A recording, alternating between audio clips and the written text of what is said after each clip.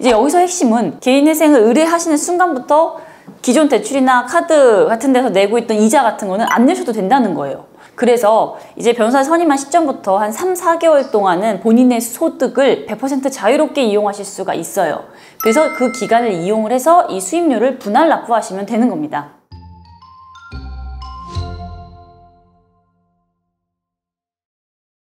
안녕하세요. 회생이 답이지의 이미지 변호사입니다.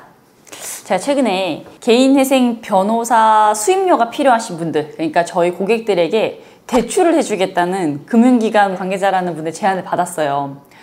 저도 사실 변호사 사무실에서 개인회생 수입료 대출을 소개해준다는 얘기를 들어서 알고는 있는데 실제로 그걸 제안을 딱 받으니까 마음이 좀 무겁더라고요. 그래서 오늘은 개인회생 이 변호사 수입료는 대출받아서 내시지 말라라고 하는 이야기를 하려고 합니다. 먼저 제가 일반적인 경우, 그러니까 평범한 대부분의 경우에는 개인회생 변호사 수입료를 어떻게 납부하고 있는지를 먼저 설명드리고요. 그 다음에 왜 개인회생 변호사 수입료를 대출받아서 내면 안 되는지 말씀을 드릴게요. 이걸 이해를 하시려면 개인회생의 절차부터 간략히 좀 아셔야 돼요. 자, 개인회생의 결정을 하고 변호사를 선임을 하셔도 바로 신청서가 접수되는 게 아니에요. 먼저 필요한 서류들을 준비하는 기간이 필요합니다. 그래서 의뢰인분들이 저희가 이제 1차, 2차 서류라고 부르는 여러 가지 서류들을 직접 준비를 해주셔야 되는데요. 저희 사무실의 경우에는 2차 서류라고 하는 부채증명서의 경우에는 대신해서 발급해준 대행업체를 이용하고 있어요. 그런데 이런 대행업체에서 모든 서류를 발급받는 데에는 대략 한 2, 3주 정도 걸리는 편이거든요. 이것도 의뢰인분들께서 직접 주셔야 되는 1차 서류를 얼마나 빨리 준비해 주시고 또 부채 발급 업체의 업무에 얼마나 협조를 잘 해주시는지에 따라서 걸리는 기간은 좀 달라집니다. 근데 일단 서류만 다 받으면 신청서 작성 자체는 한 3, 4일 이내면 되는 편이에요.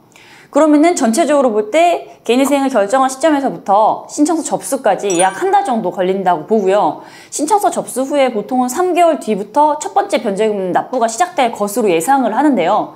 이제 여기서 핵심은 개인회생을 의뢰하시는 순간부터 기존 대출이나 카드 같은 데서 내고 있던 이자 같은 거는 안 내셔도 된다는 거예요. 어차피 개인회생으로 정리를 다 할 채무이기 때문에 굳이 계속해서 내실 필요가 없거든요. 그래서 이제 변호사 선임한 시점부터 한 3, 4개월 동안은 본인의 소득을 100% 자유롭게 이용하실 수가 있어요. 그래서 그 기간을 이용을 해서 이 수입료를 분할 납부하시면 되는 겁니다. 그래서 예를 들어서 3월 달에 변호사한테 의뢰를 하시는 경우라고 하면 3월부터 5월까지 적어도 3개월 동안은 월급 전액을 본인이 자유롭게 사용할 수가 있고 6월부터 혹은 7월부터 변제금 납부가 시작이 되거든요. 실제로 계산을 이렇게 해보시면 이 3개월 동안 본인 소득을 다 쓸 수 있다는 효과가 좀 큰 편이에요. 그러니까 월급이 300만 원인데 기존의 대출 이자와 카드 비용 이런 걸로 매달 한 120만 원씩 나가고 있었다라고 해보면요. 개인회생 의뢰하실 순간부터 이 120만 원씩이 안 나가는 거니까 3개월이면 360만 원을 본인이 사용할 수 있게 되는 거죠. 그래서 그때 그 돈을 변호사 수입료를 납부하시는데 분할로서 사용을 하시면 된다 이렇게 설명을 드리는 거예요. 물론 이때 주의하셔야 될 점도 있어요. 기존 채무 관련된 이자 같은 걸 안 낸다고 해서 그 돈을 아무 데나 막 쓰시면 안 되거든요.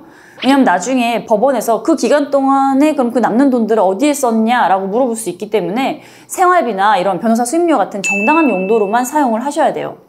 저희는 이 기간을 활용해서 일반적으로 3개월 분납을 기본으로 이제 제공해 드리고 있는데요. 나가던 돈이 안 나가니까 그 돈으로 수입료를 반납하면 된다. 이렇게 이해를 해주시면 좋겠습니다. 자, 그런데 일부 사무실에서 변호사 수입료가 부담되시죠? 대출을 소개해주겠다 이렇게 제안을 하시는 경우가 있다고들 해요. 저는 기본적으로 이런 제안을 받으시면 꼭 거절을 하셨으면 좋겠습니다. 그 이유는 첫 번째로 이제 제 경험상 이런 사무실들은 대부분 브로커가 끼어있는 사무실이에요. 그러니까 간판엔 변호사 법무사 사무실이라고 걸어놓고 실제로는 그 변호사 법무사가 없이 브로커들이 운영하는 경우가 많이 있거든요. 그러면 이런 데는 나중에 사건을 진행하다가 문제가 생겨도 책임질 사람이 없는 거죠. 그리고 브로커 사무실의 특징을 좀 더 자세히 말씀을 드리면요. 이런 곳들은 보통 광고를 엄청 많이 해요. 그래서 포털 사이트에서 개인회생 이렇게 검색을 하시면 상위에 노출되는 광고들 중에서 많은 광고가 브로커 사무실인 경우가 많은데 거기에는 주로 100% 변제, 기각시 무조건 환불 이런 자극적인 문구를 막 쓰면서 광고로 현혹을 해요. 그래서 상담 받아보면 변제율을 원하는 대로 다 맞춰주겠다 이렇게 하면서 구체적인 설명은 하지 않고 일단 계약부터 하라고 하죠. 그래서 수입료에 대해서도 대출로 해결할 수 있으니까 걱정하지 말라고 하면서 또 이 대출의 구체적인 조건을 자세히 설명해 주지는 않아요. 그러니까 이런 경우에는 수임료만 대출로 일단 먼저 다 받고 뒤에 일은 제대로 해주지 않거나 아예 사건 진행에 문제가 생기는 경우도 많은 것 같아요. 자, 그리고 두 번째는 수임료 대출은 개인회생 채권에 포함되지가 않는다는 거예요.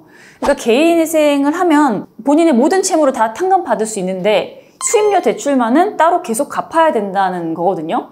빚을 없애려고 하면서 개인회생을 하는데 탕감이 안 되는 새로운 빚을 만드는 셈인 거죠.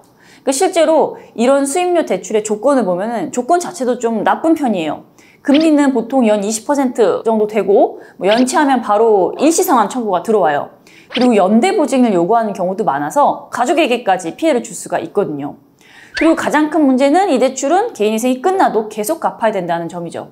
그럼 개인회생으로 5천만 원의 빚을 1천만 원으로 줄였다고 해도 수임료 대출 300만 원과 거기에서 발생한 이자는 개인회생 후에도 그대로 남아있는 거예요. 그럼 개인회생 효과가 반감된다고도 볼 수 있거든요.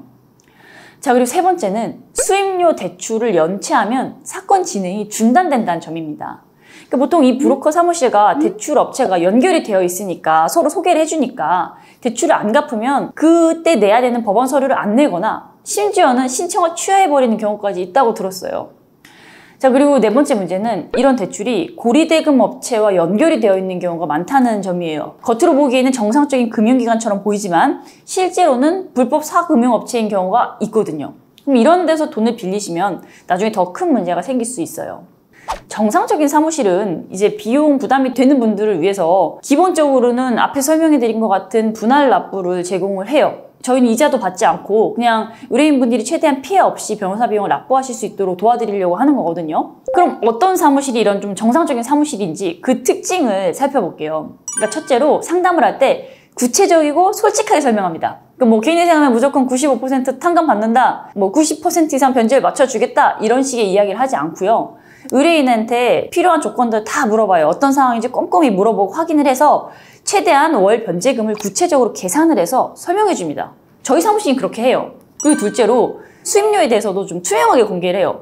분할 납부의 조건, 그러니까 언제까지 얼마를 납부해야 되는지, 이게 연체하면 어떻게 되는지 이런 구체적인 조건들을 미리 설명을 해드리고요. 그걸 정확히 아시고 난 다음에 진행을 하는 거죠. 그 세 번째로는 이 사무실의 위치가 명확하고 실제로 방문할 수 있어요. 브로커 사무실은 의뢰인들이 방문하는 것을 좀 꺼리거나 아예 반대로 의뢰인분들의 집이나 회사 근처로 찾아가서 계약을 하시는 경우들이 많은 것 같아요. 근데 정상적인 사무실은 의뢰인분들이 언제든 영업시간에 방문할 수 있도록 되어 있어요. 그리고 마지막으로 최근에는 이 수임료 대출을 알선해주는 사무실들의 수법이 좀 교묘해지고 있는 것 같더라고요. 그러니까 예전에는 노골적으로 수임료 부담되시면 대출 연결해 드릴게요 이렇게 말했다고 하면 요즘에는 특별 할인을 제공하고 있다. 무이자 분할 납부 같은 거다 이렇게 교묘하게 표장을 해서 제안을 하고 있는 것 같더라고요. 하지만 자세히 들여다보면은 결국에는 금융기관을 끼고 있는 고이자의 회생 채권에 포함되지 않는 추가의 대출인 거죠. 개인회생은 경제적으로 어려운 분들이 새 출발을 하기 위한 제도예요.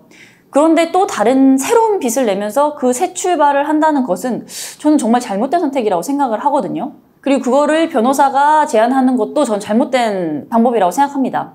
그러니까 지금 변호사 수임료 때문에 고민을 하고 계시다면 무리해서 대출을 더 받지 마시고 개인회생 후 3개월, 4개월 동안 생기는 그 자유롭게 사용할 수 있는 소득 이거를 분할 납부하는 데 사용하면 된다 이렇게 생각을 해주시고요. 이게 가장 안전하고 현명한 방법입니다. 오늘 영상을 보시고 더 궁금한 점이 있으시면 아래 고정 댓글로 남겨드린 저희 사무실 연락처로 연락주세요. 감사합니다.